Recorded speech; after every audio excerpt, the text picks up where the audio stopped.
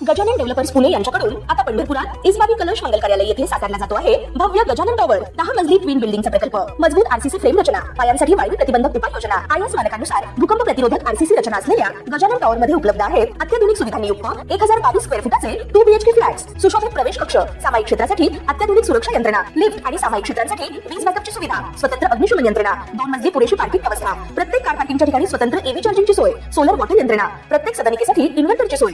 इस्बाबी कलश मंगल कार्यालय शेजारी साकारल्या जात असणाऱ्या गजानन टॉवर मध्ये आजच आपल्या हक्काचा आणि आधुनिक सुविधांनी परिपूर्ण अलिशान फ्रीसाठी संपर्क क्रमांक 76 आई ही माझी शेवटची माफी असावी, मी तुला दिलेला जीवाचा शब्द पाळू शकलो नाही, मला माफ कर, अशा हृदयद्रावक ओळी लिहून जय भवानी नगर येथील 26 वर्षीय तरुणाने आपली जीवन यात्रा संपवली।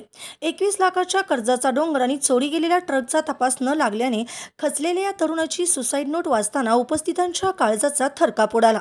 संदेश दिनकर गवळी असे आत्महत्या केलेल्या तरुणाचे नाव आहे।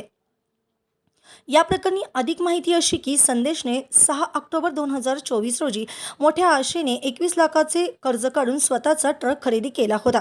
घरची परिस्थिती सुधारण्याचे स्वप्न पाहणाऱ्या संदेशचा हा ट्रक अवघ्या काही दिवसातच चोरीला गेला।